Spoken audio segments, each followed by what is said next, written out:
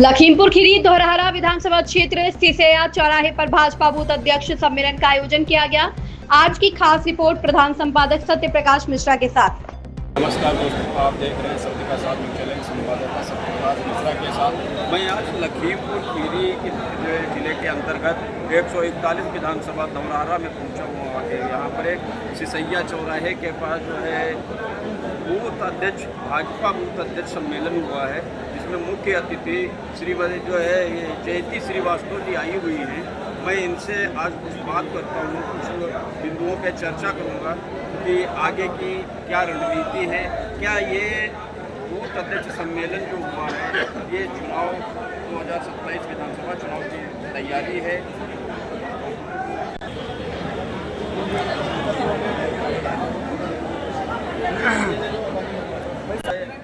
Booth अध्यक्ष सम्मेलन की मैं उससे कुछ बिंदुओं पे जो है चर्चा करता हूँ। ये बूथ अध्यक्ष सम्मेलन जो आज हुआ, क्या ये सन 2027 विधानसभा चुनाव की शुरुआत यहीं से है? भाजपा का काम है अपने हर कार्यकर्ता से जुड़े रहना। इस पार्टी की संरचना ही इस ओर हुई है, राष्ट्रीय स्तर तक सब आपस में लयबद्ध तरीके से जुड़े।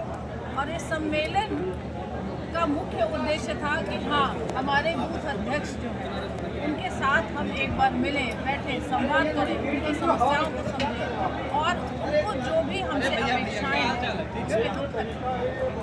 जैसे आपने जो भी बूथ अध्यक्ष यहाँ पर सबसे मिले, आप अपेक्षाओं पे आप खरे उतरे, लेकिन इसका क्या आगे जो है आगे की रणनीति और आपकी पार्टी की मंशाएं क्या हैं?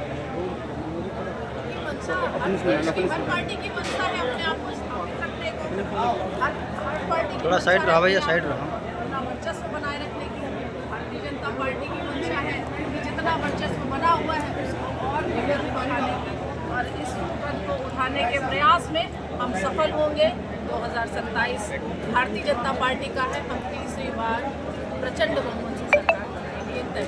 एक तरफ जो है आप एक तरफ जो है आप ये भी बता रहे हैं कि प्रचंड बहुमत की सरकार बनाएंगे, लेकिन वहीं पर दूसरी तरफ अभी जो बिहार में भरत तिवारी हत्याकांड हुआ, भरत तिवारी का जो इनकाउंटर किया गया, इस पे आप क्या कहना चाहते हैं?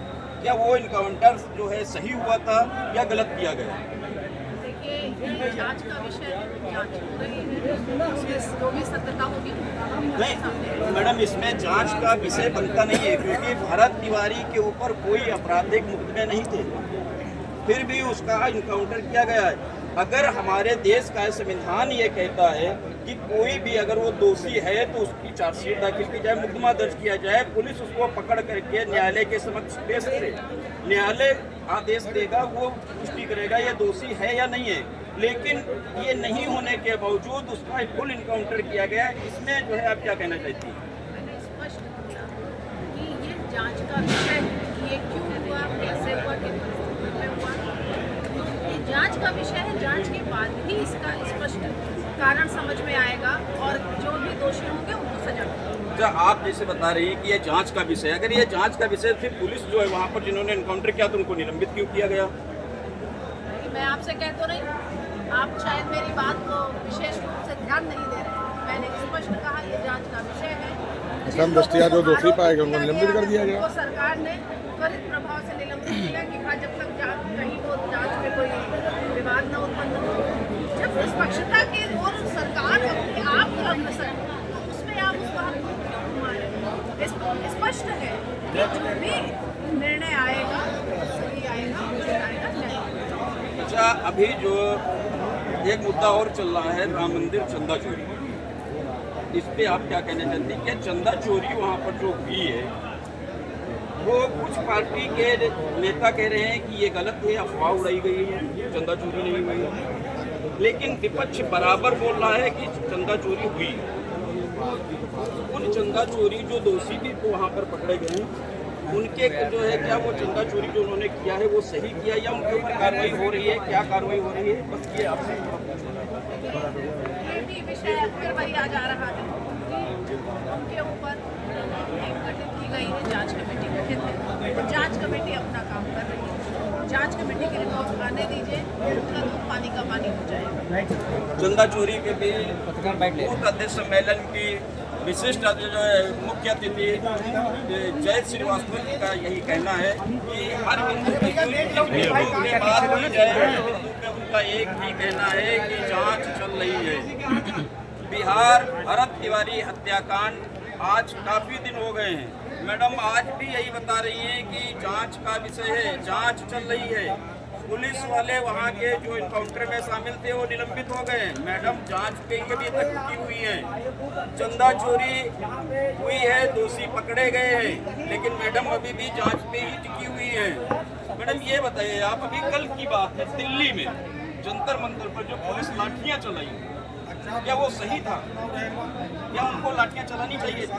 भारतीय जनता पार्टी का ये कार्यकर्ता पूरी उम्मीद पूरा भरोसा है कि तीसरी बार प्रचंड बहुमत के साथ भारतीय जनता पार्टी की सरकार उत्तर प्रदेश के अंदर बनेगी। लेकिन और हमारे आपका जो विषय है, आप जो कह रहे हैं जांच चल रही है, इसके लिए स्पष्ट तीसरी बार कि जब तक कोई निर्णय नहीं आ जाता, उस निर्णय के बिना हमें किसी भी आधार पर किसी भी विषय को प्रस्तुत करने का अधिकार। दूसरा विषय ये है कि आपने कहा राम मंदिर मुद्दा, मैंने कहा जांच चल रही है, जांच चल रही, दोषी पकड़े गए हैं ना, वो दोषी है कितने में कहाँ तक, इसका निर्णय हम आप नहीं कर सकते, है ना। तो वो दोषी जब दोषी हो जाएंगे, मैंने कहा ना दूध का दूध पानी का पानी होगा। राम मंदिर मुद्दा भाजपा की साख का हमारे प्रतिष्ठा का प्रश्न है, हमारे आस्था का प्रश्न है। दूसरा जंतर मंतर का तो मैं सबसे पहले कहूँगी, ये जो सीजेपी उसने इस तरह की व्यवस्था क्यों की, क्यों बरगलाया, आज के देश के युवा को बरगलाने की क्या आवश्यकता है? सीजेपी का मतलब क्या है? कॉकरोच जनता पार्टी, अरे वो तो अपने आप में परिलक्षित हो रहा है। किस मानसिकता से जन्म ली हुई पार्टी, कॉकरोच कहाँ गंदगी में, और गंदगी के लिए होता और जिस पार्टी की मानसिकता उसके नाम से ही पता चल रही है, वो पार्टी देश के युवाओं को दिग्भ्रमित करने का काम नहीं करेगी। वहाँ पे कहाँ किस कार्यकर्ता आए, वहाँ पे वो इसलिए नहीं आए थे, उन्हें हमारे देश के युवाओं के लिए कुछ करना था। उन्हें वहाँ पे इस देश में जो कुछ प्रधानमंत्री के बाद से जो बदलाव है, उसकी रफ्तार को कम करने का, साधना है, उसकी रफ्तार को कम करने के उद्देश्य से उन्होंने वहाँ पे विरोधाभासी देश और सबका बुलाए नहीं है। चारों लोग कहाँ बांट रहे हैं घड़ी, आप तुम अपने मंडल अध्यक्ष बताओ, हमारे मंडल अध्यक्ष। कुछ व्यक्ति ऐसे भी खड़े दिखाई दिए जो ना तो कोई पुलिस स्टाफ से थे, ना तो वर्दी पहन रखी थी, ना तो उनका कोई बैच नंबर था, फिर भी वो लाठियां लेके पुलिस के ही साथ में खड़े थे। वो व्यक्ति आखिर में कौन थे, कहाँ से आए थे?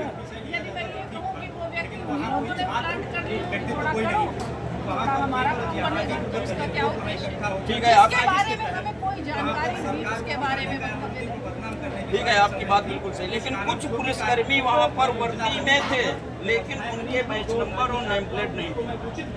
वो क्या उन्हीं लोगों के थे, या पुलिस के आदमी थे, या पार्टी के थे, वो क्या था?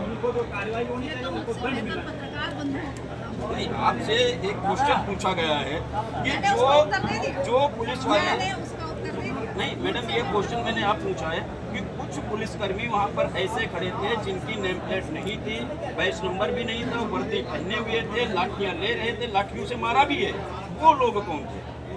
मुझे क्या पता, ये तो पत्रकार बंधु ज़्यादा अच्छे से बता सकते हैं। हो सकता है उनका बैच जब बैच, मैडम एक बैच एक ने नोचेगा, एक का गायब हो गया, दो का गायब हो गया, लेकिन उसमें ज्यादातर लोग बिना बैच के ही देखे गए।